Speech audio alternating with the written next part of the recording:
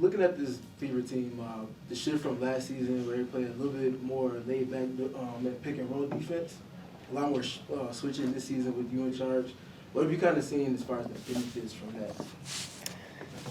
I think when we do it really well, we can be disruptive. We can take teams out of their rhythm, disrupt their spacing and timing a little bit, and try to force them into tough contested shots. Our goal is to not allow them to get the easy ones, and to force them into tough twos, and then to be in position to finish plays. And then the other thing for me, looking at you and Phoenix, you have the two highest volume handoff tandems between Sammy and AT, and then Kelsey and AB. How do you see that shift in terms of using more handoffs versus traditional pick and roll kind of benefit that type of archetype of guards? Yeah, I think you can't really. It's hard to scheme for dribble handoffs.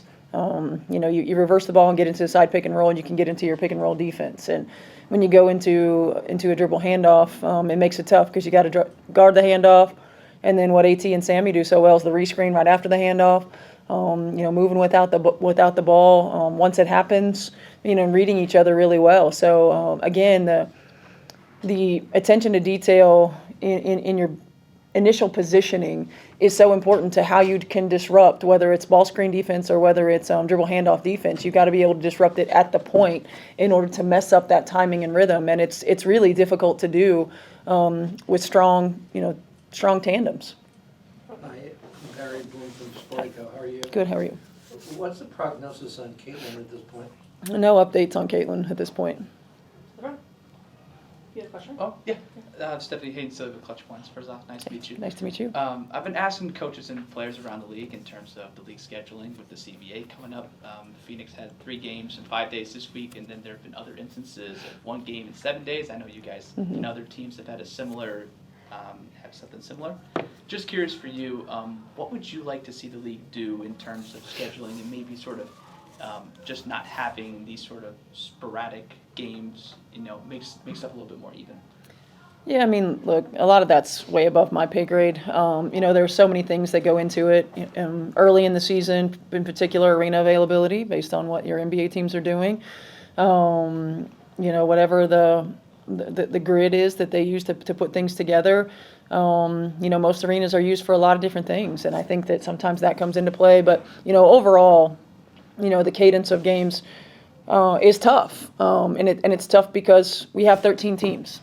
And so, having the same cadence or close to the same cadence as the NBA, it's not apples to apples because of the number of teams that they have. And so, I think eventually when we get to the point where we have conversations about expanding our footprint, about how we make sure that recovery is also a priority. There's no easy way to do it. Everybody goes through it. You just have to find a way right now to weather that and to put your players in positions for success. And they got to do their best job to rest, recover, and do everything that they can to make sure that their bodies and their minds are ready. Hey, Coach. Nice to meet you. I'm Aya Abdeen, Football is Live. I'm just curious to know what you have learned from Kelsey Mitchell so far this year and how you have coached her. Yeah, I've been a Kelsey Mitchell fan for a long time. I've been watching her play since she was in high school, and have always admired her work ethic, her work style, her ability to score the basketball. I think what I've learned the most is just how much she embraces playing the role of being a primary scorer. We've had to lean heavily on her to do that. She's continued to step up to the challenge. We feel like when you put her in positions to use her instincts and be successful, she continues to rise to the occasion. And so I've been pleased with Kelsey. Like I said, I've been a fan for a long time, and it's nice to have her on my side for once. And another question from me. Kelsey has been with the Fever franchise since she was drafted in 2018, and now she's with the franchise, which they have a lot of hype. I'm just curious to know how much does it mean to have Kelsey Mitchell with the team? Yeah, it means a lot. She's been through a lot of down years with the franchise, and she deserves to go through the up years. I said she reminded me a lot of Miles Turner on the NBA side, going through a lot of transition with the Pacers and going through some of those bumps and bruises of really renewing the roster and putting a different kind of team together. And then, they go to the NBA Finals, and he got to, at that time, be able to enjoy that. And I think Kelsey's the same way. She's been through a lot. This franchise was in and out of the building. She didn't have a lot of help in some years. Now she does, and I think she deserves the recognition that she's been able to get, probably more. And I'm happy for her. You're at the end of a long road trip, lots of traveling, but also a lot of time to spend together. We saw you guys had a team dinner, celebrated Sid's birthday yesterday. Just how great has that been and beneficial for the team? It's been really good. I mean, this is a good group, a great group of people, a connected group on and off the floor. We all genuinely enjoy time with one another. I think it's always special when you're on the road and you get an opportunity to celebrate things like birthdays together and have team dinners and do all those kinds of things. Obviously, everybody likes to sleep in their own bed and at some point be back home. But I think it's a true testament when you see this group is together. Most of them are together a lot. I think it's a true testament to how much they like each other, how much they respect each other, how much they enjoy one another's company. What challenges for you guys, being back in Indianapolis against this Phoenix team and getting to the free throw line and out rebounding them and so forth? What challenges do you see on this long road trip coming into the X Factor?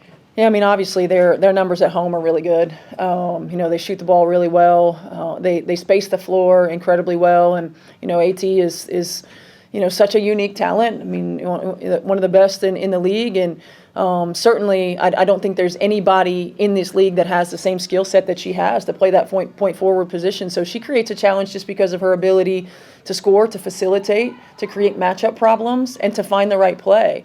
And then you surround her, with players who can knock down shots, who can play in the two-man with her, and it makes it tough to pick your poison, so to speak. So we've got to do a really good job of trying to be disruptive, of trying to not allow easy catch-and-shoot opportunities. We've got to keep them off the free throw line. We can't get in rotation early. And then we've got to execute, at a high level on the offensive end. We got to set screens. We got to use screens. We got to take what they give us, and we got to be shot makers. Anything else for Seth? It is Sophie's return tonight to Phoenix. She's had a history of being someone that's going to stick up for her teammates. She's obviously done that with Caitlin this season. Has that surprised you at all? Just sort of that type of leadership and how vocal she's been about supporting not just Caitlin, but all of her teammates? Not at all. I coached against Sophie when she was at Missouri. She's always been just a tough competitor. She's always been a player that doesn't shy away from anything. Obviously, you guys know she's a great personality. She gives a ton of energy. It's what she does, and she has her teammates back. And you certainly always want to be a part of a team where you have a player like that on your team. Sophie is probably one of those players that you love to play with and hate to play against. There's quite a few of those players in our league, and we're glad that she's on our team. Okay, last one. All right, last one for you. Obviously, with you watching a lot of NBA games in the offseason, you see a bunch of different styles of offenses. I think unique to yours is Aaliyah's ability to screen, the angles and the contact with that. How much of that have you kind of emphasized going into this season? How have you seen her run with that particular skill? Yeah, we've emphasized a little bit more with Aaliyah, more the role of being a hub for us. Playing through her in a number of different situations. She came into this league primarily a back-to-the-basket player. And then you see a year ago with Caitlin on the floor, primarily in the two-man game. And now we want to facilitate through her in multiple areas on the floor and allow her to make plays for herself and for others. And I think that she's really relished in that role.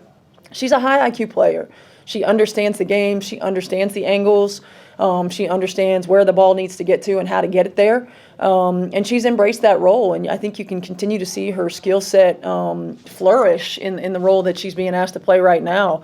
We still need her to be a dominant scorer for us. And we'll continue to challenge her to expand her game. I'd like for her to shoot more threes than she does right now. And I think that's the next step for her.